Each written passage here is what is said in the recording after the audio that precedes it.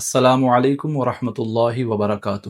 محترم ناظرین، جو حضرات سفر حج پر روانہ ہو رہے ہیں ان کی معلومات میں اضافے کے لیے اور ان کی سہولت کے لیے احرام سے متعلق چند ضروری باتیں بیان کی جا رہی ہیں، بغور سماعت فرمائیں۔ جب حاجی یا معتمر احرام پہن لیتے ہیں تو پھر چند باتیں ان کے لیے حرام ہو جاتی ہیں۔ حالت احرام میں یہ باتیں حرام ہیں۔ حالت احرام میں سلا ہوا کوئی کپڑا پہننا، خواہ کرتا پاجامہ یا اس کے علاوہ کوئی اور سلا ہوا کپڑا پہننا حرام ہے۔ سر پر ٹوپی پہننا یا رومال اور عمامہ وغیرہ باندھنا بھی حرام ہے۔ مرد کے لیے یہ بھی حرام ہے کہ وہ اپنے سر پر کسی طرح کی کوئی گٹھڑی اٹھائے۔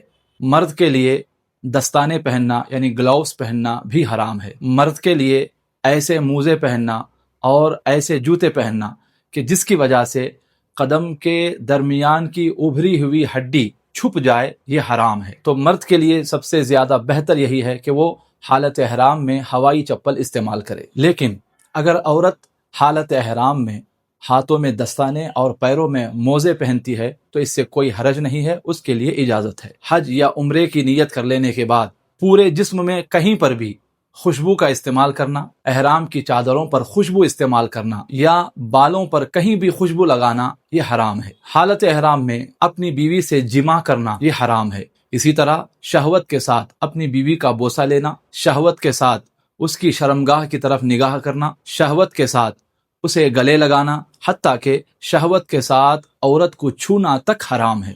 ہر قسم کا بے حیائی والا کام، ہر قسم کا شہوت بھرا کام اور ہر گناہ جو کہ حالت احرام کے علاوہ بھی حرام تھا، اب حالت احرام میں یہ ساری چیزیں اور زیادہ سخت حرام ہو جاتی ہیں۔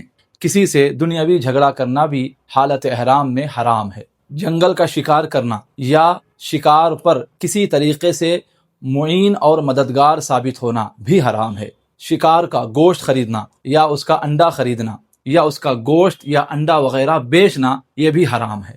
حالت احرام میں اپنا ناخن کترنا یا کسی دوسرے کا ناخن کترنا یا کسی دوسرے سے اپنا ناخن کتروانا بھی حرام ہے۔ سر کے بال کاٹنا یا مونڈ لینا یا منڈوانا یا کٹوانا، داڑھی تراشنا یا خط وغیرہ بنانا یا کسی دوسرے سے خط بنوانا، بغل کے بال لینا اور منہ زیر ناف لینا، حتیٰ کہ بدن میں کہیں پر بھی کسی طریقے سے بالوں کو دور کرنا یہ حرام ہے۔ سر پر یا داڑھی پر حالت احرام میں مہندی یا کسی دوسری چیز کا خضاب لگانا بھی حرام ہے۔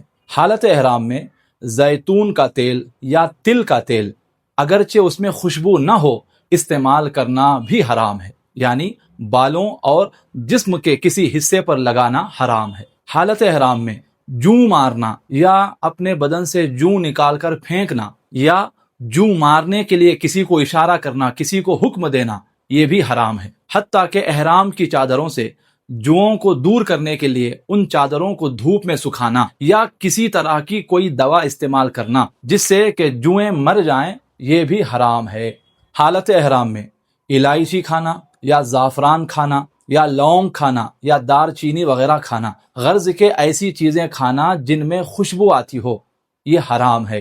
ہاں، اگر ان چیزوں کو سالن وغیرہ میں ڈال کر پکا لیا جائے اور پکا لینے کے بعد بھی اگر خوشبو آ رہی ہو تو اب اس صورت میں ان چیزوں کو کھانے میں کوئی حرج نہیں ہے۔ حالت احرام میں آنکھوں میں خوشبودار سرما لگانا بھی حرام ہے۔ ہاں، ایسا سرما جس میں کسی طرح کی کوئی خوشبو نہ پائی جاتی ہو، ان کا استعمال کرنے میں کوئی حرج نہیں ہے۔